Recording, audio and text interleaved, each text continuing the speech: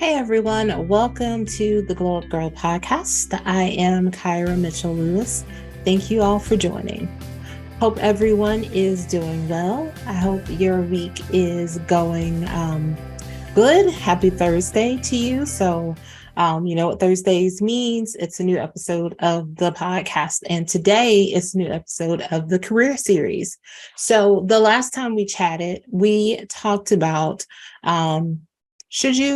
things you should look out for if you're considering transitioning from your current job. So I gave you a list of, actually, the list was so big. There were such good nuggets that I took that episode and we had a part 1 and a part 2. So let's just look at the final signs that you should look out for from part 2 of that series.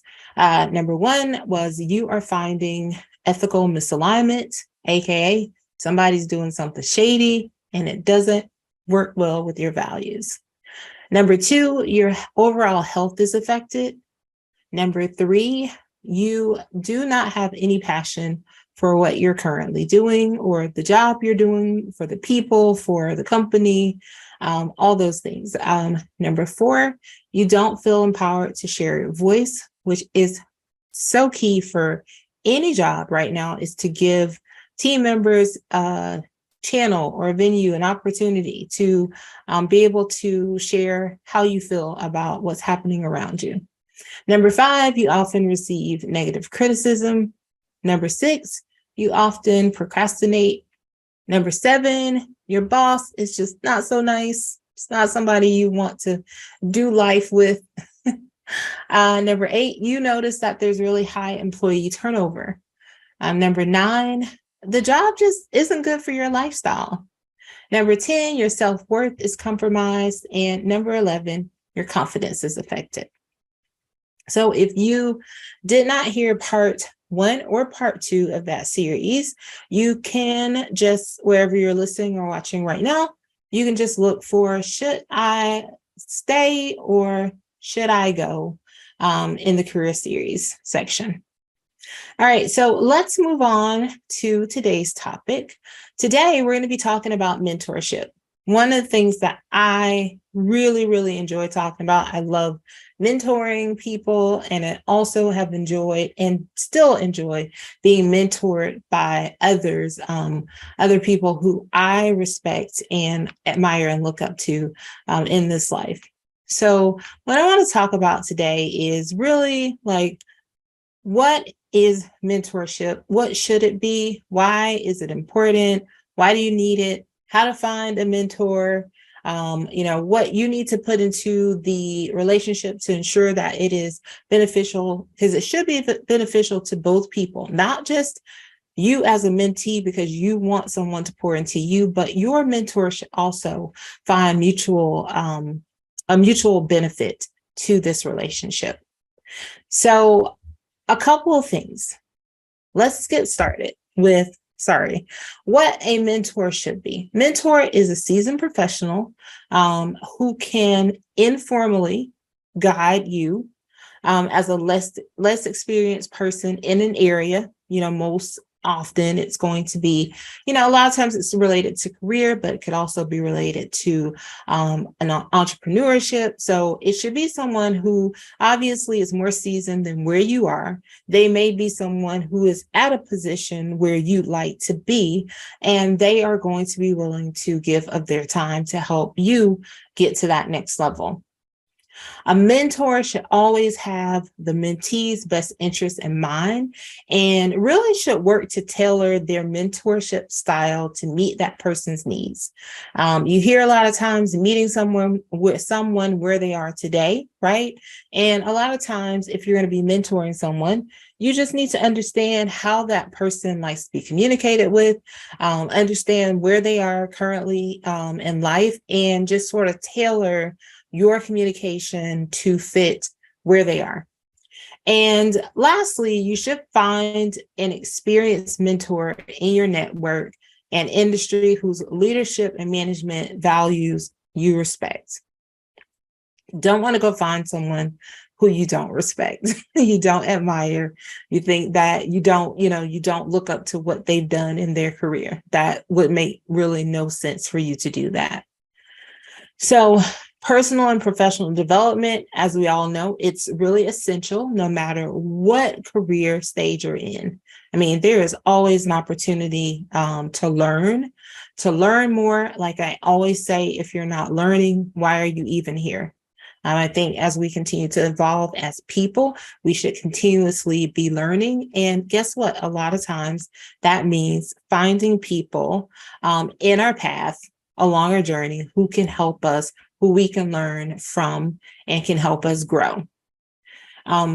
I think when, because as it relates to especially your professional development, having a mentor can really help you, because I think a lot of times when you're not as quite as experienced in your job, a lot of times you can feel overwhelmed at the thought of navigating your career path or navigating in your industry. I mean, I know for me, there was marketing, there's so many things I could be doing in marketing, not really knowing like what path was going to be the best path for me.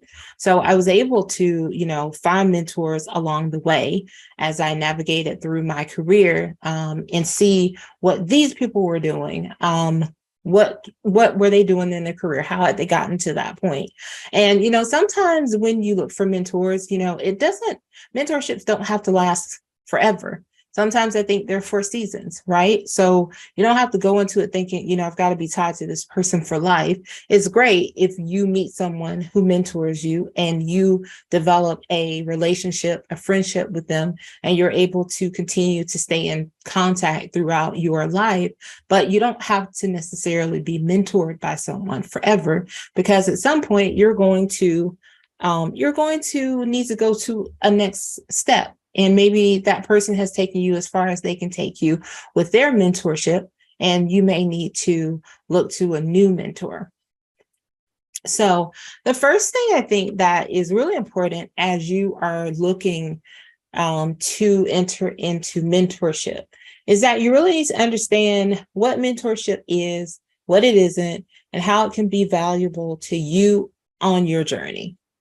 Right? So mentorship, like I mentioned earlier, it is a mutually beneficial professional relationship in which someone who is experienced, the mentor, provides knowledge, expertise, and wisdom to someone who may be less experienced, aka the mentee, while also helping them. They're helping you, but then they're also honing in on their mentoring skills. So an effective mentor can guide a mentee professionally while also being able to create and maintain a friendly and supportive relationship. A mentor should, like I mentioned, should always have the best interests of that mentee in mind. And they should think about them first as they come to the table with their style of mentorship. So it's not about you as a mentor finding a mentee and saying, well, I know this person needs to be communicated to this way, but I'm going to make, they're going to talk to me. I'm going to mentor them in the way that I want to do it, which that's not really fair. So definitely anybody who is a mentor, it's really important that you meet your mentee where they are, understand their communication style and what their needs are. I think anyone out there who is looking for a mentor should follow some best practices. One, have a clear goal. Define what you want out of this partnership. If it's about your career, you should define your career goals and set achievable goals. Define like what the big goal is, right? And then some achievable tasks that help you meet that goal, so that you're able to come to the mentor and say, this is what I'd like to accomplish. So also you need to take a business-like approach, because getting a mentor is just not about getting someone to hang out with, somebody that you like, you think is cool, but it is, you're asking of someone else's time, and they are giving of that time. So you need to take a business like approach. So approach that mentor relationship as if it's a business partnership. You can be informal, you can be friendly, but also keep in mind that, it is someone who is giving of time. So when your mentor talks to you about what have you done to meet your goals, it's not okay to just come in and be like, well, this week was really tough, so I didn't really get around to it because there's so much. But you have to think about, like, if you couldn't get to the things that you said you were going to accomplish for your next meetup, then you need to say, you know what? I am actually going to request that we meet the next week if possible, because I actually got behind and I was not able to meet the goals. So it's just really, again, that open communication, and just making sure that you, mentor, mentee, are on the same page, communicate. Okay, why do I need a mentor? You might be saying. You might not, but you might be. Someone listening, watching out there, you might be saying that. I think a mentor is a very valuable asset. Now, most people would say that it's valuable for younger people, younger professionals, younger entrepreneurs, people who are new to something. But I definitely think that mentorship works for all people at any level of their career.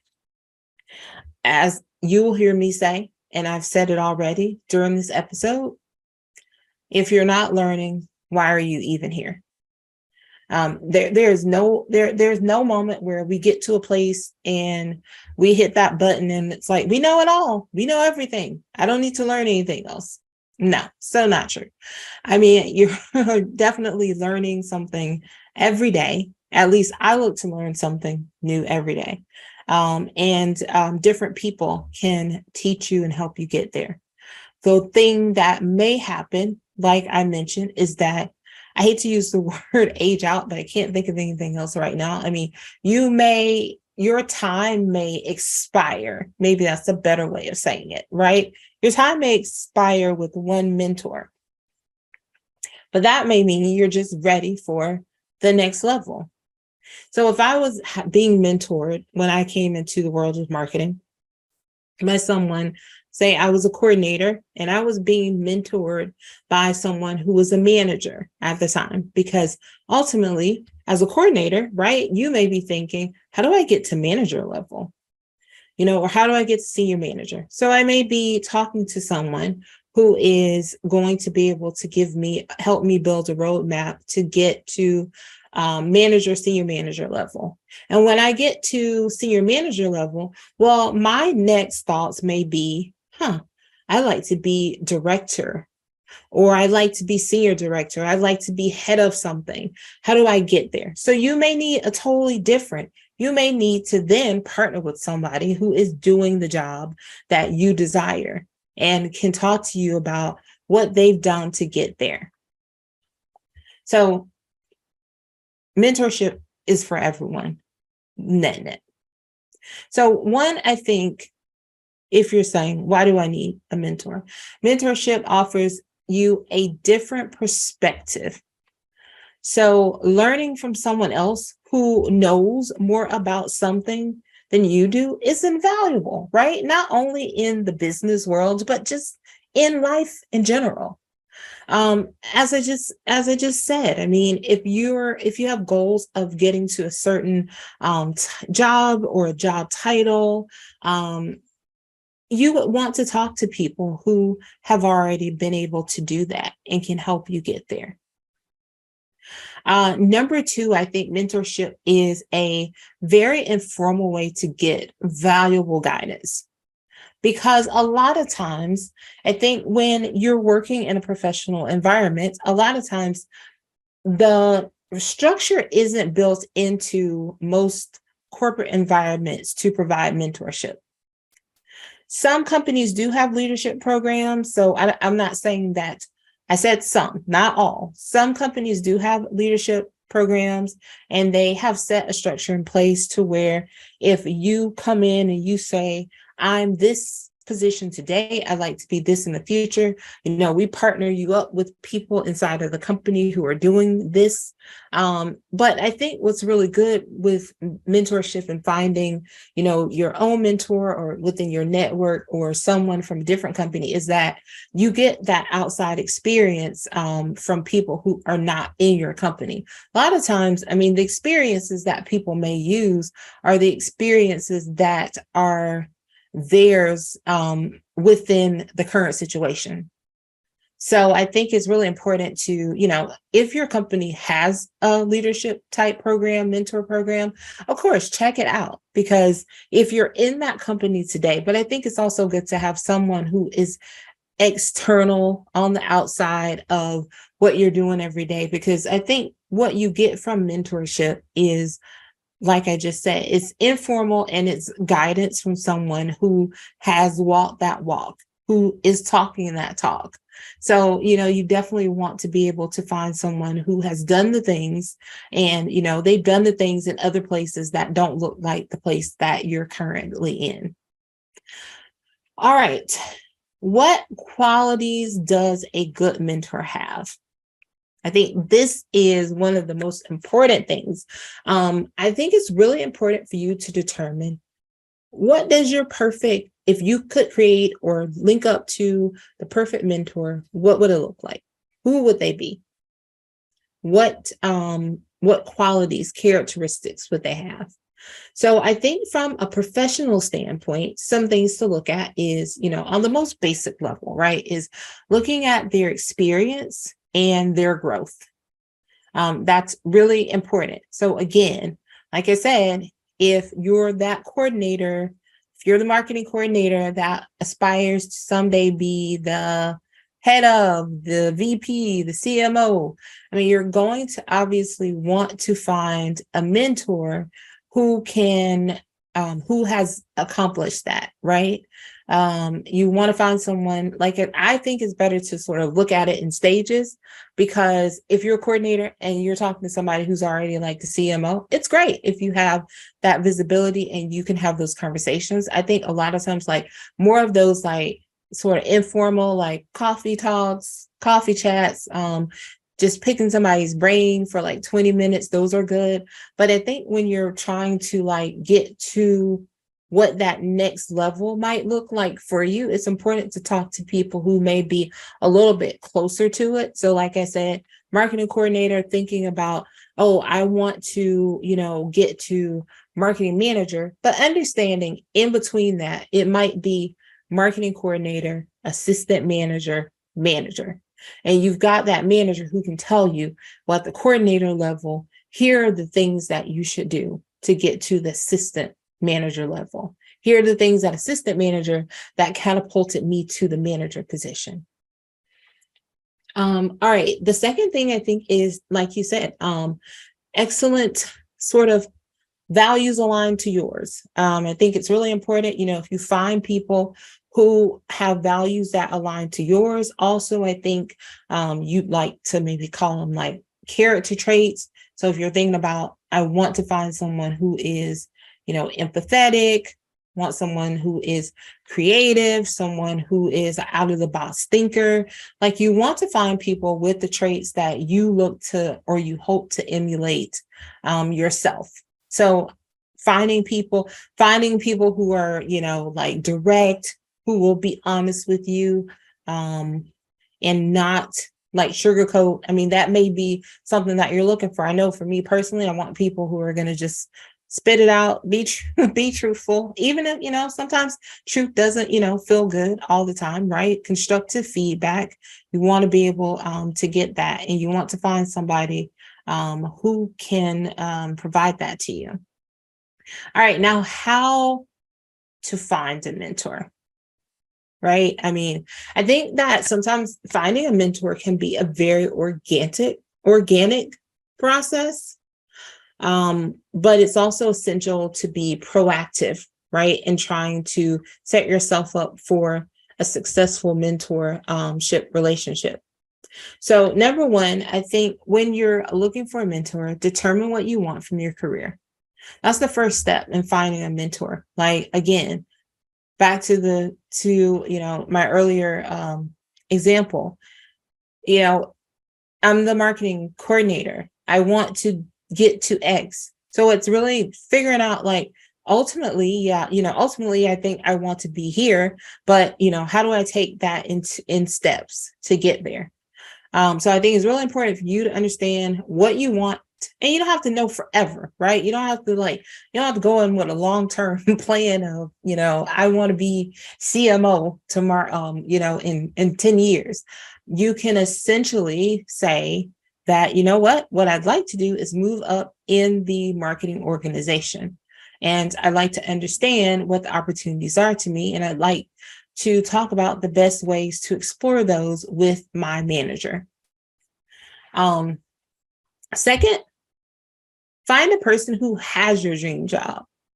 If there is someone out there, and someone told me this a long time ago, and I was fortunate enough to dig into this at the time during the pandemic, when we were, at home, and everybody was working at home.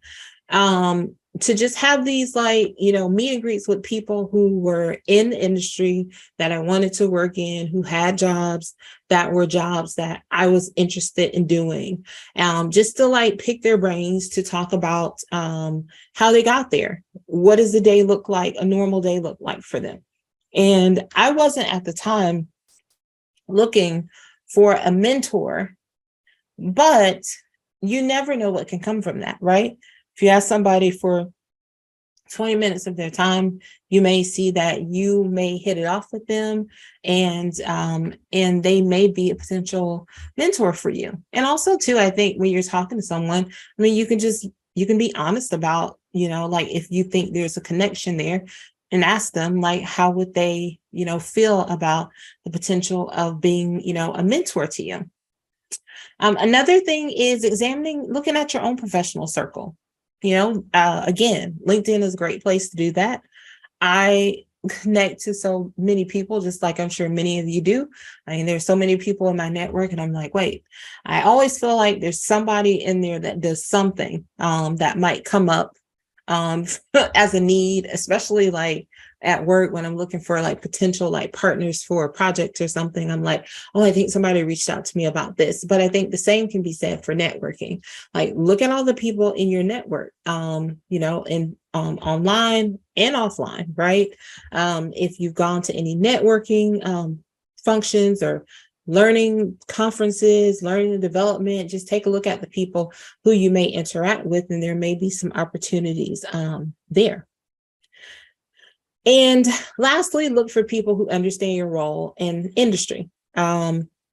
It's great to find people who have the dream jobs, but I think also too, if you have people who may be in your industry, but they don't have to necessarily work in your company, but they're in an industry similar to yours, they definitely will probably understand more of what you're going through, and what you might be looking for, and the type of knowledge and information that you will need to have poured into you as you move throughout your career. Okay, so say you found your mentor. You've got your mentor, you're ready to go. How do you build a successful relationship with your mentor? So one, set regular check-in times. Once you've met with someone, once you all have agreed that, yes, I'm going to mentor you, make sure that you set check-ins and make sure that you are respectful of that time, because again, mentor and mentee relationships is something that someone is doing because they have taken an interest in seeing you grow, and they're interested in helping you grow. So it's really important that you make sure that you're respectful of that time that they are pouring into you. Another thing would be save critical communication for your touch bases. I would definitely say like I know a lot of like my coach and I, we use Voxer. I know you might use like WhatsApp. You might text your you might text your mentor. You might reach out to them, you might talk to them on social media or LinkedIn or something. Just, you don't have to, because I think what a lot of times is that sometimes when you have problems or issues that you need help with, sometimes those things can be heavy. And I think it's really important to think about what your mentor might be going through themselves. Like they still have a job as well. So you might text them and say, oh my God, like this happened today. And just dump a whole lot on them that maybe they're like, oh my gosh, I'm in a meeting. I've got this big project that I'm working on today, but I really want to help Kyra. But what do I do? So I think you just want to be mindful of that. Now, if you have the type of relationship where you've communicated and your mentor has said to you, you know what, Kyra, it's cool. You can text me throughout the day. You can send me voice messages. It's all good. When I just know that when I have a break, I'll get back to you. Now, if you have that communication and you've cleared that, then hey, you don't have to save it. I know with my coach, we have like Voxer, I can send her messages, I can send her voice messages. I mean, even though, yes, it is a commitment where I'm making an investment in myself. So it's a part of what, I've contracted in our partnership, but I still am mindful of it that, she's coaching other people all throughout the day. So, if they're, I look at the calendar and I go, oh, when do I have an upcoming appointment? And a lot of times I just write down the things that I might want to talk about with her that had come to me. Because, if nothing's on fire, then we can wait. I can wait. It can hold. So just making sure you set regular follow-up times. I would say, I know I said saving critical communications, but it's really establishing and respecting boundaries is what I would actually call that. All right. And then also you want to make sure that you're adding value to a mentor-mentee relationship. So, just making sure that you are a proactive listener in your sessions.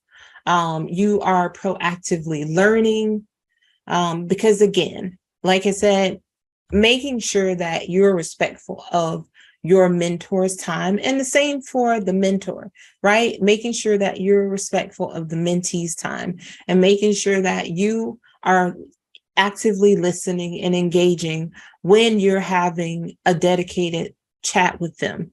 I know we live in a world where, we're often distracted, picking up our phones, looking at other things on the computer when you're in a Zoom.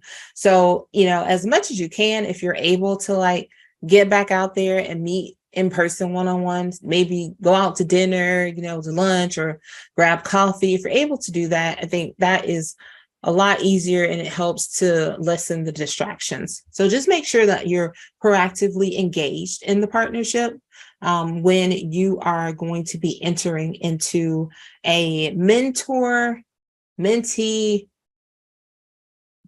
relationship. All right, so we covered a lot today, but I think there were I would like to leave you with 3 things that you can really take away from all this information.